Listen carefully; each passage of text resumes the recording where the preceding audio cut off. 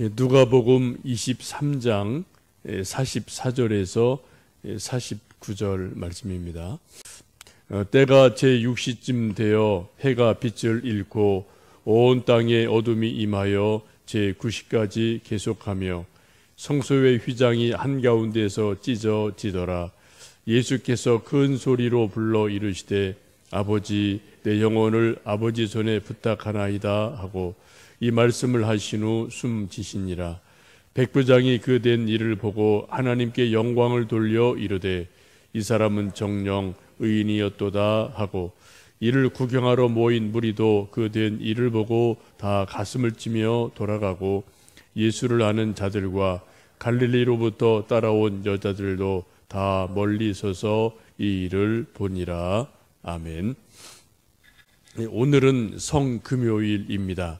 예수님께서 어젯밤에 로마 병사들에게 체포가 되시고 밤새 헤롯 왕과 빌라도 총독 사이를 오가며 여러 가지 고통을 당하시고 신문을 당하십니다. 오늘 이른 아침 본디오 빌라도 로마 총독에 의해서 십자가 처형이 이제 최종 결정이 내려지고 또 십자가를 지시고 골고다 올라가셔서 오늘 이른 아침부터 오후 3시까지 십자가에 달려 고통 당하시다 돌아가시게 됩니다. 빌라도가 로마 총독이었기 때문에 이제 법적으로 그 유대 지방에서는 유일하게 사형을 언도할 수 있는 그런 법적 권한을 가진 총독이기 때문에 우리가 사도신경 고백할 때마다 본디오 빌라도라는 이름이 매번 나오게 되죠. 빌라도의 모습을 보면 복음서에 쭉 보시면은 빌라도도 예수님이 무죄한 것을 분명히 알고 있었습니다. 약간의 문제는 있지만 큰 문제는 아니다 이런 것을 분명히 알고 있어서 3번이나 좀 하도 이제 여론이 그렇고 또 데모가 많으니까 매를 좀 때려서 석방하려고 3번이나 애를 썼는데 제사장 또 바리새인들 백성들 데모 소리가 너무 크니까 어쩔 수 없이 밀란이 일어날까봐 마지못해서 십자가 처형에 대한 이제 판결을 내리게 됩니다. 그때 이런 모습을 쭉 지켜보고 있던 빌라도의 아내가 꿈을 전날 밤 꾸죠. 아주 심각한 그런 예수님에 대한 꿈을 꾸고 나서 자기 남편에게 내가 지난밤 꿈을 아주 의미 있고 무서운 꿈을 꿨는데 예수님 절대로 해코지 하지 말아라. 근데 그런 또 전가를 자기 남편에게 보냅니다만 그러나 데모 소리가 너무 크니까 어쩔 수 없이 그 데모 소리에 밀려서 예수님을 군중들에게 내어주고 십자가에 처형하도록 하는 일이 일어납니다.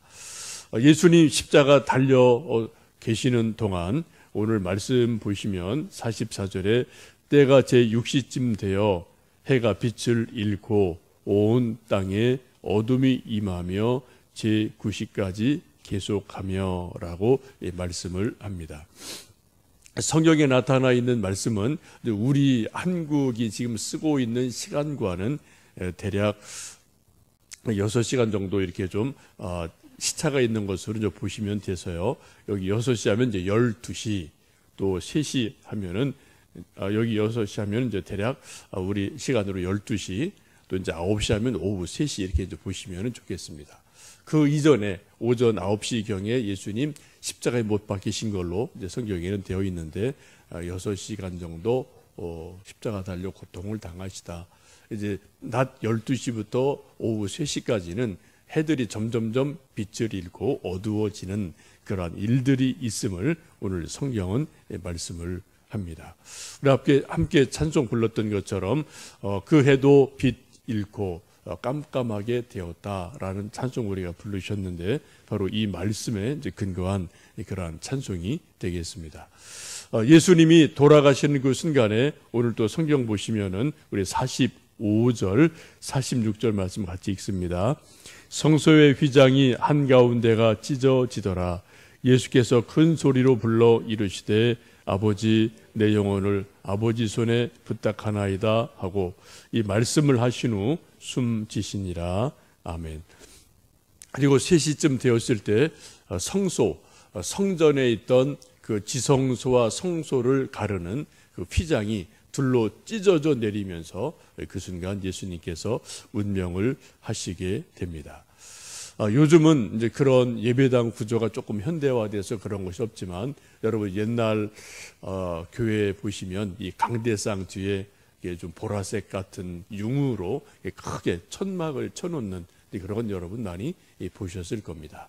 그게 바로 의미하는 것은 이 구약에서 지성소와 성소 사이에 휘장이 하나 가로막혀 있어서 제사장이든 어떤 인간이든 성소까지는 들어갈 수 있지만 지성소는 제사장도 대제사장도 함부로 들어갈 수가 없죠. 1년에 딱 한 번 하나님 앞에 대속죄를 할 때만 그때 딱 1년에 한 번 들어가는 거룩한 하나님이 임재해 계신 곳이 지성소인데, 그 성소와 지성소를 구분하고 가로막는 것이 바로 휘장이고요.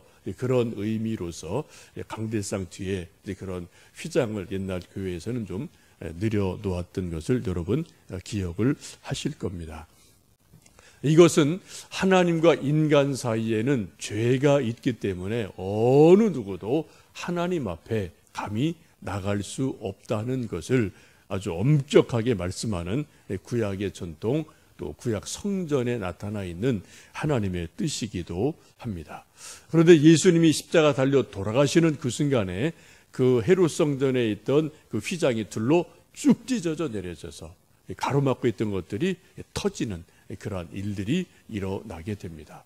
곧 예수님께서 육체, 몸이 십자가에서 찢기시는 그 순간, 돌아가시는 그 순간 율법으로 인해서 막혀있던 것들을 완전히 철폐를 하시고 우리 사람과 하나님 사이가 예수님으로 인해서 자유롭게 오갈 수 있는 놀라운 은혜, 자유케 하시는 일이 예수님의 죽으심으로 인해서 일어나게 됩니다. 지금도 누구든지 우리 모든 사람들은 예수님의 이름만 의지하면, 십자가만 의지하면 누구든지 죄가 많든 적든 어린아이든 어른이든 누구든지 간에 십자가만 의지하면, 예수님의 이름만 있으면 우리가 누구든지 바로 하나님 앞에 나갈 수 있는 자유케 하시는 그런 생명의 길을 우리에게 열어 놓으셨음을 이 사건을 통해서 우리가 잘 알게 됩니다. 히브리서 9장 12절에 이렇게 말씀합니다. 염소와 송아지에 피로 하지 아니하고 오직 자기의 피로 영원한 속죄를 이루사 단번에 성소에 들어가셨느니라 라고 말씀합니다. 구약 전통에서는 매년 염소, 송아지, 양 이런 피로 하나님 앞에 속죄 제사를 드림으로 그때그때 일회적인 하나님께 나감이 있었지만, 예수님 어린 양 되시는 예수님의 피로 인해서 완벽하게 단번에 영원한 속죄를 이루셨으며 말씀합니다. 우리 믿음 생활을 잘하기 위해서, 또 영성이 깊어지기 위해서는 이런 의미에서 십자가를 깊이 묵상하는 것, 또 십자가를 깊이 사랑하는 것, 이것이 아주 중요한 일인 줄 압니다.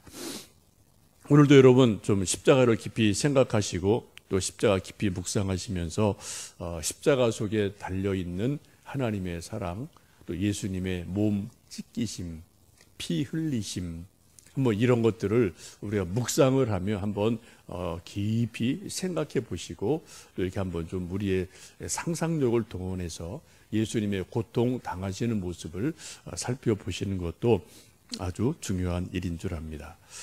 그 순간에 오늘 말씀 보시면 성소의 휘장이 찢어지고 곧 이어서 예수님께서 큰 소리로 말씀하기를 아버지 내 영혼을 아버지 손에 부탁하나이다 라는 말씀을 하고 숨지시는 것을 성경은 말씀합니다.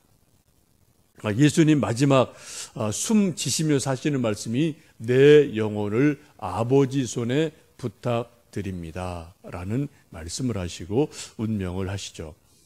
어떤 한 사람이 누구냐라는 것을 이렇게 판단할 때 수많은 일들이 있을 거예요. 그분이 무슨 일을 평생 했나, 무슨 작품을 남겼나, 무슨 책을 남겼나, 또 무슨 말을 했나, 이게 여러 가지 있겠지만은 한 인간의 마지막을 볼 수 있는 가장 중요한 것 중에 하나는 그분이 돌아가실 때, 죽을 때 무슨 말을 했나, 이것을 보면 그 사람의 전체를 아주 짧지만 그 한마디 속에서 우리가 다 요약해서 볼 수가 있습니다. 소위 유언이라는 것이죠. 그래, 모든 사람이 마지막 유언을 할 때 그 유언을 보면은 이분의 생각이 이랬구나, 이분의 인생이 이랬구나, 이런 것도 우리가 분명하게 알게 됩니다. 예수님 마지막 하신 말씀은 아버지여 내 영혼을 아버지 손에 부탁하나이다 하고 예수님의 영혼을 하나님 아버지께 부탁하시면서 운명하시는 것으로 예수님의 일생이 마지막 마무리가 되어집니다. 혹시 여러분 부모님들 돌아가시는 것을 임종을 지켜보신 분들이 혹 계실 터인데, 그때 여러분 부모님들께서 운명하시면서 막 숨을 몰아쉬면서 혹시 자녀인 여러분에게, 우리에게 남겨주셨던 그 마지막 유언 혹 들어보신 일이 있으십니까? 그 내용이 무엇이었는지요? 또 무슨 의미가 있는지요? 혹 우리가 저나 여러분이 언젠가 또 다 한 번은 죽게 되는데 우리 자녀들에게 마지막 병원에서든 집에서든 막 숨을 몰아쉬면서 마지막 말을, 우리 자녀들에게, 가족에게 마지막 말을 남긴다면 여러분 무슨 말을 아들, 딸들에게 남기시려고 속 생각을 해보셨습니까? 뭐 아직 그런 생각을 안 해보셨죠? 아직 나는 뭐 30년, 40년 아직 나는 많아 라고 여러분 생각을 해서 그런 생각 혹 안 하셨을지 모르겠는데 우리는 내일 일을 솔직히 모르는 존재입니다. 오늘 우리가 좀 기도하시면서 예수님의 마지막 말씀이 내 영혼을 아버지 손에 부탁하나이다 라는 말씀이 마지막 말씀이셨던 것처럼, 혹시 내가 마지막 숨을 몰아쉬고 마지막 숨을 쉬는 그 순간이 온다면 우리 가족에게, 우리 아들, 딸들에게 무슨 말을 내가 해야 될까, 할 수 있을까? 한번 여러분 이 아침 기도하실 때 한번 그 생각을 깊이 해보시고 한번 기도 중에서 한번 생각을 정리해 보시면 좋겠어요. 우리 사람은 참 묘한 존재여서 준비가 되어 있지 않으면은 엉뚱한 말 나올 가능성도 아주 많습니다. 아이고 뭐 섭섭하다, 아이고 억울하다, 아이고 뭐 분하다, 이런 말이 마지막 입에서 툭 나온다면 얼마나 우리의 인생이 참 그렇겠습니까? 또 그런 말을 듣는 우리 뭐 가족들, 자녀들이 또 얼마나 당황하겠습니까? 정말 우리가 아름다운 말, 믿음의 말, 우리 자녀들에게 소망을 주는 말, 하나님께 영광을 돌리는 말, 그런 말을 할 수 있는 그런 말이 되었으면 좋겠는데요. 그 말이 나에게는 무슨 말일까? 내가 어떻게 할 수 있을까? 한번 이 아침 깊이 묵상을 해보시면 좋겠습니다. 스데반도 그러지 않습니까? 마지막 돌에 맞아 숨지는 순간 스데반도 마지막 한 말이 주 예수여 내 영혼을 받아주시옵소서 라는 말씀을 마지막 하고 돌에 맞아서 죽는 것을 보거든요. 만약 스데반이 돌에 맞아 막 피 흘리고 막 고통당하며 죽으면서 막 그냥 고함을 지르면서 하나님 저놈들 좀 손봐주세요라고 만약에 그렇게 좀 막 저주하고 죽었다면은 여러분 어떻게 됐을까요? 그럴 수 있어요. 우리 인간은, 그죠? 죽는 순간 그럴 수 있지 않겠습니까? 억울하게 죽는데요. 그러면은 하나님의 영광도 가리워지고 또 우리가 알고 있는 것처럼 소위 사도 바울이 나오지 못했을 겁니다. 이게 많은 학자들이 그렇게 보고 있죠. 마지막 억울하게 죽을지라도 그 마지막 순간에 어떠한 모습으로 죽느냐, 어떠한 말을 하느냐, 이게 그 사람이에요. 여러분 우리 오늘 하루 살아가시면서 마치 오늘이 내 인생의 마지막 날인 것처럼 우리 가족에게, 친구들에게, 우리 서로에게 말을 하고요.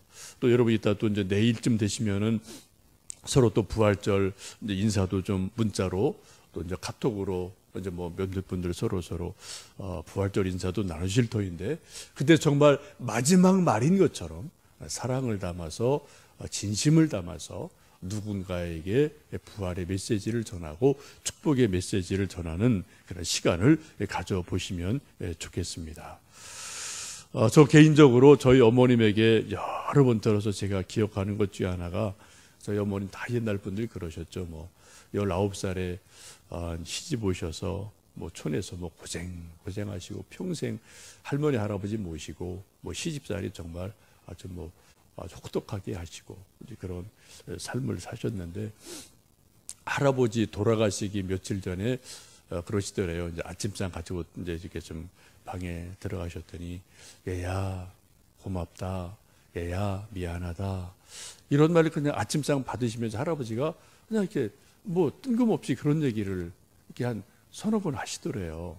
할머니도 그때 계시고, 할머니가 더 늦게 돌아가셨는데요. 그래서 저 노인 양반이 왜 그러시나 하여튼 속으로 이제 그렇게 좀 이상하다, 뭐 그때까지 건강하셨거든요.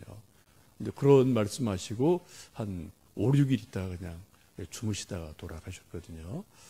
근데 그 이야기를 어머님 하시면서 수십 년간 그냥 그 시집살이 하면서 마음속에 있던 그 어떤 막 원망, 섭섭한 것, 막 어떤 화나는 것, 이런 것들이 할아버지에 대해서는 싹 사라졌대요.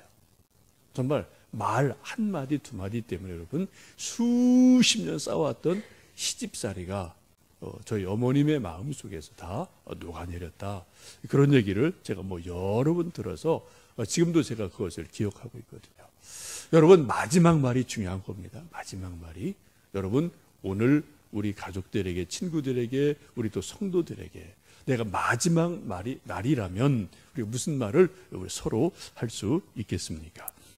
또 여러분, 예수님 말씀처럼 우리 영혼을, 내 영혼을, 여러분의 영혼을 어떻게 하시겠어요? 예수님도 그렇고 스테판도 그러고요. 마지막 한 말씀이 그거예요. 내 영혼을 하나님께 부탁드립니다. 내 영혼을 좀 받아주세요 라는 것이 마지막 말씀이었다는 것을 깊이 생각하시면서 내 영혼을 마지막 순간에 어떻게 할 것인가. 죽음이 뭡니까? 육체와 영혼의 분리, 1차적으로 분리잖아요. 그죠? 그때 내 영혼을 어떻게 할 것인가. 이것을 한번 깊이 오늘 또 예수님 생각하시면서 좀 생각해 보시면 좋겠습니다. 찬송가 중에 그런 찬송이 있습니다.